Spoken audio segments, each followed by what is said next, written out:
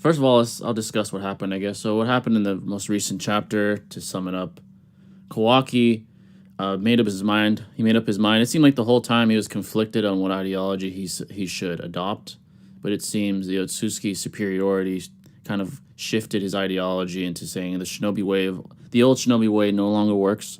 It's outdated. The Otsutsuki are just too blatantly superior, which he's seen many times, such as Ishiki whipping Naruto and Sasuke's ass until Baryon mode, and Jigen whipping their ass, and etc. So he basically decided I have to send Naruto to another dimension. So he used his new karma and he sent Naruto away and Hinata as well. So he said, "You're the only guys. You're the only people I give a shit about. I'm the only people I'm willing to die for. So you guys can't be here when I take out the Otsutsuki." Sends them away. So we can kind of predict what's going to happen. Boruto's probably going to be livid. He's probably damn near bloodlust the next time he confronts Kawaki once he finds out. This is what I call a clash of ideology for sure. This is very, very similar to Naruto versus Sasuke, where their ideologies clash figuratively and I would say hyperliterally. So that's, I think, where the time skip will begin. You know, the first scene we see in Boruto, where they show up a very small snippet of the time skip. So it's going to be Kawaki's new ideology, where it's basically out with the old, in with the new, and Boruto's going to defend his father's shinobi way. So we're going to see how that goes. It was very, very telling. I kind of predicted he wasn't going to kill Naruto. A lot of people anticipated when he said, "I'm going to send you to the same place I sent the Hokage." They meant he killed him, but I kind of predicted early on that he was going to kind of send him to another dimension, which he did. As I learned how much he cared about the guy, I started to predict that more and more solidly. Like, yeah, he cares too much to just kill Naruto. So he sent them away, and now here we are. It's going to be a clash of ideology. Whoever wins is definitely going to shape the trajectory of the shinobi world moving forward. Whoever wins that battle. To be honest, I feel like I mean, I haven't gotten that far or anything, but like I really do feel like they're gonna switch it up and make the Sasuke lore be the winner this time. Instead Yeah. of the more of the like I know it's called Boruto. Like maybe it'll go away. Go the same way it normally goes. Like Naruto will always win towards the end, but like at least towards at that point, maybe like way towards the end they'll come on top. But I feel like Kawaki would be like the W instead, and then it's just gonna Right. show like how dark things would be. Kind of like similar to like what would happen if like Sasuke actually succeeded like in killing Naruto, and then what he wanted to do with the world. Exactly. Yeah, that's a good prediction because it's very possible that he wins. It seems Yeah, implied right now that he seems to have better control of his karma than Boruto does. So Boruto does, yeah. you could make a narrative argument that he's stronger. Again, that's not like 100% objective scaling, but it seems that he was able to successfully hide his chakra by shrinking himself like Ishiki did. None of what the these hell? sensory ninja could Wow. find him. So what happened was they had Ida in a room, and Ida's like in love with Kawaki, but Kawaki, it seems like he came to a realization in this newest chapter. He's like, the Sutsuki are never going to change. I have to kill them. So he shrinked himself, snuck into Naruto's house, sat him down, and said, I decided what I'm going to do. And then he basically sent him to another dimension against his will. And that's basically where the Damn, chapter ends. Yeah, he's like, I'll. He even said Conway that, his ass. yeah, he said, I'm going to do whatever it takes to stop them. I just don't want you dying. You're the only person I care about. I don't even care if you hate me. I'm still gonna send you away. So goodbye. And then he It's sent them very away. interesting, honestly. Yeah, Yeah. definitely. I The mean, fact that when you, Naruto couldn't even do anything though, like Oh yeah. damn. I oh think that yeah, blatantly states like it states blatant inferiority at this point. Him being nerfed, he just couldn't his even compete. nerves. Yeah. Yeah, definitely. Well, when you have like such a imminent threat such as the Sutskis or like the thought of a never-ending war like Hashirama and Madara, like you get the sense of like how extreme the situation can become to Exactly. people like Kawaki or Naruto or etc. So it's like the desire to do something immediately or efficiently is more emphasized upon, and so Exactly. it's Yeah. cool to see how people come to a different conclusion as to what that may be. Yeah, Yeah. exactly. Yeah, that's a good point. I would argue that his ideology parallels Madara in a way. He's about, well, at least when it comes to Naruto, he basically removed his free will. He's like, I'm doing this is for your own good. So Madara had that same idea, except with the whole Yeah. Shinobi world at large with the infinite Tsukuyomi. So there's definitely some parallel in ideology.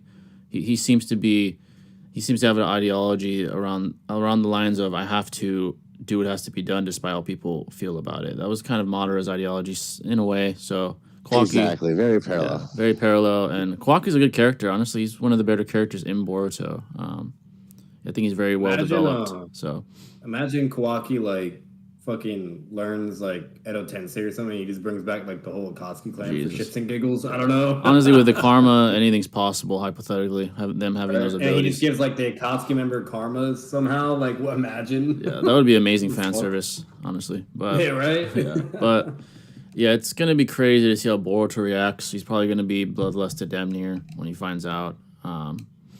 He's gonna definitely be outraged. Yeah, he's gonna be outraged for sure. There's definitely gonna be some kind of battle. Sasuke's gonna want to kill Kawaki, probably, bro. Probably, Like, nah, yeah. dude. And especially now that he can't teleport himself, he's like, "Fuck, man, we're fucked. Like, how are we gonna get them back? There's no way." So Yeah. I just thought of something. If Obito does ever get Edo Tensei, like he would have both his MS though, technically. he'd be broken, yeah. Yeah. Yeah. But Sasuke is another person that a lot of people in the fandom are talking about. Like, what's he gonna do now? Boruto, of course, Ida. Code was also shown. He was shown he apparently has over 1,000 Ten-Tail clones ready to go. Jeez. Yeah, he's ready to scrap. They didn't really explain how strong they are. Gonna pull a pain. But obviously, if they're 10-tail clones, they're probably pretty fucking powerful. Yeah. Yeah. Yeah. It'd be really weird to make them fodder like Zetsu clones. Like, Yeah. Exactly. That doesn't So make any sense. Code wants to destroy Kawaki. He wants to destroy Konoha because he feels like Kawaki robs him of his desires and robs him of Ida and Damon, who he seems to care for. Bruh. So Code is out there as well. It's gonna be cool though, because we probably gonna get a lot of scaling from the side characters too. Oh, yeah, like yeah. Rock Lee, you name it. Like Yeah, everybody's gonna be having to do shit. With that number, it's gonna resemble like a pseudo war arc in a way, a pseudo war arc to some degree, with all those clones attacking. There's gonna be many shinobi out there. We're probably gonna see many of the old shinobi going at it, like Rock Lee and Choji and all those guys. Is 7th gate Rock Lee and eventually 8th gate, bro. Yeah, That'd be exactly. dope. This is a perfect opportunity to give them some sort of shine. They haven't Some had any shine. relevance. Yeah, some relevance. Yeah. And Exactly. it seems to be headed in the right direction. I like where it's going. I would be very satisfied if Kawaki just ripped Code apart. I don't like Code personally, so I hope Kawaki like rips his shit apart. I've heard that Code always loses. Whenever he tries to fight someone, he gets bodied. Yeah, Code is just butthurt. That's like his whole idea. Like motive is his All these butthurt. antagonists have just been put in on like on a dime, and it's like there's no character development. Exactly. There's no Yeah. like Yeah. lore that connects them in any way. So it's just like for these antagonists specifically, I do not relate to them at all, and so therefore I just don't care about them, bro. Yeah, arguably. Gotcha. Yeah, arguably the antagonist with the best lore and development was Ishiki, and well, I don't know if you want to call Amato an antagonist now, but those two to me had the best development out of all antagonists so far. Okay. Ishiki was very pretty compelling for Boruto standards, at least. I agree. Yeah, I enjoyed him. Jigen was cool too. Jigen, yeah, when he had the vessel, it was pretty cold. Yeah, he was a pretty cold character. They had like the whole like inners and like all that lore, all the anticipation building out to it. So that was cool. That was cool. When he bodied Naruto and Sasuke, that was a moment. The first time they fought, and he whipped them with Jigen. And then he whips them again as Ishiki until obviously Naruto gets his amp, and then he beats him. Amato is interesting to me. He's just very cunning. We finally found out his motives in the last couple chapters. He was spoiler alert, folks. Basically, his whole motive was to revive his daughter. He wanted, and Jigen promised him that if he were to help him and to accomplish his goals, he would help revive his daughter. And basically, Delta is his daughter. But the thing is, he said that Delta he wasn't able to replicate his daughter's personality. That's the only thing. Delta looks like his daughter, but isn't his daughter really. And should just go to Orochimaru. Yeah. Should just go to Orochimaru and be like, "Hey, bro, Edo this bitch I had up." no idea. Yeah, that is a good point That's because ridiculous. he made like a legitimate son with a good intentions. Mitsuki is a good person, so maybe you could ask Orochimaru. Just go to him, make a clone, get a clone somehow, or if the cloning doesn't work, then he could just. Which I'm gonna be real with you, if Orochimaru can make fucking Mitsuki like a million fucking times, like come on now. But what's it called? But if that doesn't work, then just Edo, and then I don't think this is a stretch, but like Sasuke could do Rina Rebirth technically, but I know that would never happen. But technically, he could do that. Yeah, and he does have enough chakra and life force to not die, like what happened to Nagato and shit. Exactly. So like, and then there you go. Like now she's brought back to life, and then she has a personality, and there you go. GG's.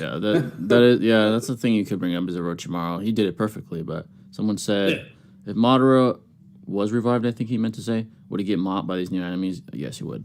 Yeah, he would Oh, get of fucking. course, yeah. He would get fucked up. Hey, But Jubi Ida, Unless like Damon would unless fuck you, him like, up. Say Yeah.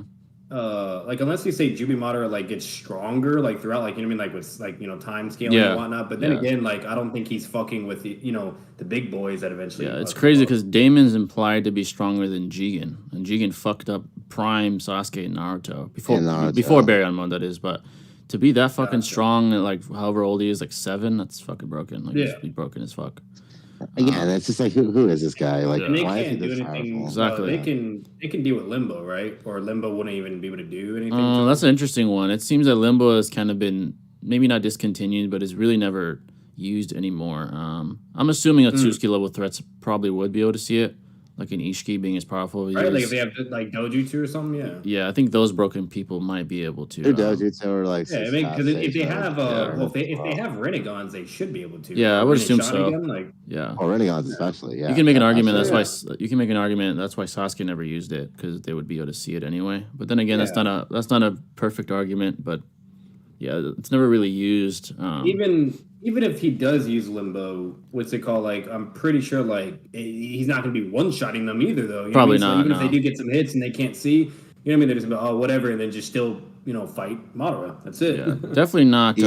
Ishiki. Ishiki's he was just too powerful. He was too dominant for them to the point where Boruto had to Kurama had to sacrifice himself to even like close the gap. So those guys were Madara, just, that's what would be his limits. To be honest, like anybody else below, he could probably be able to win or fuck up. Especially if he moves up in scaling. Now, if he stays in the same scaling, he's getting bodied. yeah, he'll get bodied. Yeah, for sure. Yeah.